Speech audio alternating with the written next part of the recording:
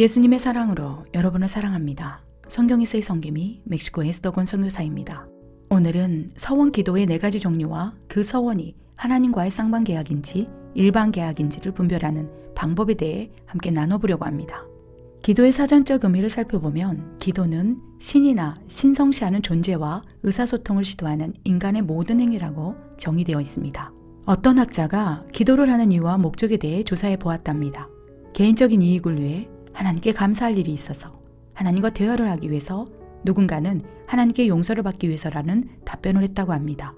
이렇듯 기도의 목적과 이유가 다양하듯이 기도의 종류와 방식도 다양합니다. 하루를 시작하기 전에 드리는 새벽기도, 소리를 내어 부르짖는 통성기도, 식음을 전폐한 채 기도하는 금식기도, 밤을 새워 기도하는 철야기도, 시간이나 날짜를 정해놓고 하는 작정기도, 너무나 많은 기도의 종류가 있지요. 찬양하면서 드리는 찬양기도, 다윗의 시편이 이러한 기도의 형태입니다. 이 밖에도 우리의 영으로 하나님께 비밀을 말하는 방언기도, 한 마음으로 부르짖는 합심기도, 남을 위해 기도하는 중보기도도 있습니다. 묵상기도, 치유기도, 안수기도, 명령기도, 대적기도, 축사기도, 대표기도, 축복기도 등 참으로 다양합니다. 사랑하는 여러분, 위에 열거한 모든 기도는 하나님을 움직이게 하는 열쇠입니다. 놀라운 능력의 기도입니다. 하나님께서 기도를 통해 일하시며 지금도 기도를 기다리고 계시기 때문입니다. 그러나 서원기도만큼 기도한 이후에 영적인 부담감을 주지는 않습니다. 하나님께서 응답해 주시면 좋고 설령 응답하지 않으셔도 영적인 부담감을 느끼지 않기 때문이지요. 그렇다면 서원기도를 하고 난 후에는 왜 그토록 부담감이 생기는 것일까요? 민수기 30장 20절에 사람이 여호와께 서원하였거나 결심하고 서약하였으면 깨뜨리지 말고 그가 입으로 말한 대로 다 이행할 것이니라 라고 기록되어 있습니다. 서원기도는 하나님과 손가락을 걸고 하는 약속의 기도이기 때문입니다. 절대 혼자 파기한다고 파기되는 것이 아니기 때문입니다. 계약서에 하나님과 함께 사인한 것과 마찬가지이기 때문입니다. 하나님과 쌍방 계약하에서 이루어진 기도이기 때문입니다. 서원기도를 생각하니 광주에서 오신 어떤 자매님이 떠오릅니다. 그 자매님은 2018년 1월 즈음에 영적인 눌림이 너무 심해 치유를 받기 위해 멕시코에 찾아오셨습니다. 상담과 치유를 병행하면서 영적인 눌림이 서원기도에서 비롯되었다는 것을 알게 되었습니다. 그 자매님은 중학교 3학년 때 성령의 불을 받고 이러한 서원을 했다고 했습니다. 하나님, 저는 앞으로 결혼하지 않을래요. 예수님의 신부로 거룩하게 살다가 천국에 갈래요.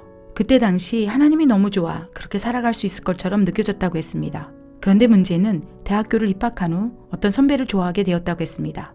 짝사랑에서 시작되어 서로 호감을 갖는 관계로 진전이 되었다고 했습니다. 선배를 향한 사랑이 깊어질수록 서원기도가 떠오르면서 엄청난 영적인 눌림이 시작되었다고 했습니다. 스스로를 정죄하는 음성이 계속적으로 들려 거의 매일 환청을 들었다고 했습니다. 결국 대인 기피증까지 이어져 그 선배와도 헤어지게 되었다고 했습니다. 그 일로 인해 자살 충동에 시달려 멕시코까지 찾아오게 된 것이지요. 사랑하는 여러분, 이외 자매님의 서원기도가 분별이 되시는지요? 잘못된 서원인지 아닌지, 자매님이 서원을 지켜야 하는 것이 맞는지 아닌지 분별이 되시는지요? 혹시 여러분도 서원하신 적이 있으신지요? 서원을 하셨다면 지키고 계신지요? 아니면 서원했는지 기억조차 나지 않고 계신지요? 먼저 성경에 기록된 내용에 따라 4종류의 서원기도로 분류해 보도록 하겠습니다. 첫째, 바르게 서원하고 하나님께 축복을 받은 경우입니다. 바로 한나의 경우입니다. 사무엘상 1장에 한나의 서원기도 내용이 나옵니다. 만군의 여호와여, 만일 주의 여종의 고통을 돌보시고 나를 기억하사 주의 여종을 잊지 아니하시고 주의 여종에게 아들을 주시면 내가 그의 평생에 그를 여호와께 드리고 삭도를 그의 머리에 대지 아니하겠나이다. 하나님께서 한나의 서원을 들으시고 응답해 주셨습니다. 한나는 서원기도의 응답을 받자마자 사무엘을 하나님의 종으로 올렸습니다. 가장 아름다운 서원기도이지요. 둘째, 잘못 서원했음에도 축복을 받았지만 낭패를 본 경우입니다. 바로 입다의 서원기도입니다. 입다는 전쟁에 출전할 때 하나님께 서원을 했습니다. 주께서 암몬 자손을 내 손에 넘겨주시면 내가 평안히 돌아올 때 누구든지 내 집 문 앞에 나와서 나를 영접하는 그를 여호와께 번제물로 드리겠나이다. 하나님께서는 그의 서원기도를 들으시고 전쟁에서 승리하게 하셨습니다. 그러나 불행하게도 전쟁에서 돌아오는 입다를 가장 처음 맞이한 사람은 바로 입다의 무남 동료 딸이었습니다. 결국 입다는 딸을 하나님께 번제물로 바쳐야 했습니다. 생각보다 많은 분들이 순간의 위기를 모면하고자 입다처럼 서원하고 나서 곤욕을 치르기도 합니다. 셋째, 서원을 지키지는 못했지만 하나님께서 축복하신 경우입니다. 야곱의 서원이 바로 이러한 경우이지요. 야곱은 에서에게 사기를 친 후 형의 보복이 두려워 외삼촌 집으로 도망치게 됩니다. 피신을 가는 길목인 베델에서 그는 기가 막힌 서원을 합니다.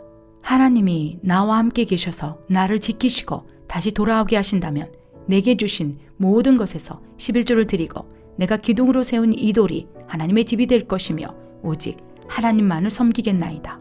그런데 문제는 야곱이 하나님께 서원한 것을 까맣게 잊고 살았다는 것입니다. 결국 딸 디나가 강간을 당하고 아들들이 수많은 살인을 저지르고 난 후에야 비로소 서원 기도를 기억해냈습니다. 마지막으로 본인은 서원을 했다고 하지만 그 서원이 하나님께 상달되지 않은 경우입니다. 하나님께서 원하지도 요구하지도 않았는데 즉흥적인 감정으로 서원을 한 경우입니다. 생각보다 많은 사람들이 즉흥적인 서원 기도를 합니다. 예전에 어릴 적 수련회에 참석했을 때 제 친구들이 했던 기도가 어렴풋이 떠오릅니다. 하나님, 저는 하나님의 종으로 살래요. 저는 절대 결혼하지 않고 혼자 살면서 하나님께 영광을 돌리겠습니다. 혼자 살겠다는 기도가 여기저기에서 쏟아지곤 했습니다. 과연 하나님께서 그 서원 기도를 원하셨을까요? 기뻐하셨을까요? 물론 사도 바울처럼 큰 종으로 사용하시기 위해 요구하실 수도 있으실 것입니다. 그러나 그러한 경우는 많지 않다는 것입니다. 우리 모두가 사도 바울의 영성을 가지고 있지 못하기에 독초하는 것을 원하지 않으신다는 것입니다. 정욕을 이기지 못할 것이라면 사도 바울도 결혼하라고 권면했습니다. 하나님께서는 창세기 2장 24절에 하나님의 뜻을 분명하게 밝혀놓으셨습니다. 남자가 부모를 떠나 그의 아내와 합하여 둘이 한 몸을 이룰지로다. 하나님께서 맺어주신 짝을 만나 믿음의 가정을 만들고 하나님의 나라를 이루어가는 것이 하나님의 소원이시지요. 그렇다면 위에 언급한 자매님의 경우 어떤 서원 기도에 해당될까요? 본인의 즉흥적 감정으로 서원을 한 경우일 수 있다는 것입니다. 사랑하는 여러분, 자신이 한 서원 기도가 하나님과 손가락을 걸고 약속한 쌍반 서원 기도인지 나홀로 서원한 일방 서원 기도인지를 잘 분별하셔야 합니다. 한나의 경우 하나님과 쌍방으로 계약하고 응답을 받은 경우입니다. 그 이유는 사무엘상 1장 6절에 여호와께서 그에게 임신하지 못하게 하심으로 라고 기록이 되어 있기 때문입니다. 생명의 주권을 가진 하나님께서 왜 한나의 태를 막으시고 임신을 하지 못하게 하셨을까요? 한나가 서원함으로 사무엘이라는 대선지자를 선물로 주시기 위해서입니다. 한나에게 서원을 받기 위해 고난과 고통을 허락하셨다는 것이죠. 야곱과 즉흥 서원 기도는 어떠한 경우일까요? 일방 서원 기도일 수 있다는 것입니다. 야곱은 하나님께서 서원을 요구하지 않았지만 위기를 모면하고 축복을 받기 위해 일방적으로 서원한 경우라는 것입니다. 그렇다면 자신이 한 서원 기도가 쌍방 계약인지 일방 계약인지 어떻게 분별할 수 있을까요? 쌍방 서원 기도라면 하나님께서 서원 기도에 대한 거룩한 부담감을 주십니다. 서원을 떠오르게 하시며 생각나게 하신다는 것입니다. 또한 서원 기도를 지키려 애쓰고 있다면 서원을 지킬 수 있도록 환경을 열어주십니다. 위에 언급한 자매님처럼 영적인 눌림이 아니라 거룩한 부담감을 주신다는 것이지요. 그의 마음에 소원을 일으켜 서원을 지킬 수 있도록 이끄신다는 것입니다. 한나처럼 말입니다.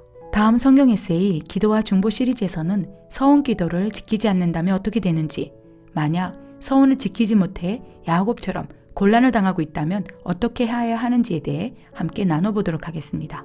오늘도 하나님 앞에 이렇게 기도했으면 좋겠습니다. 하나님 아버지시여, 제가 서원 기도를 올렸다면 기억나게 하소서. 서원을 지킬 수 있도록 길을 열어주소서. 하나님과의 약속을 지킬 수 있도록 역사하여 주소서. 우리 모두가 막힌담이 없는 온전한 아버지와 자녀의 관계로 회복되어 하나님께 쓰임받을 수 있기를 간절히 또 간절히 기도드립니다. 주 하나님이시여, 주께서 나의 서원을 들으시고 주의 이름을 경외하는 자가 얻을 기업을 내게 주셨나이다. 아멘.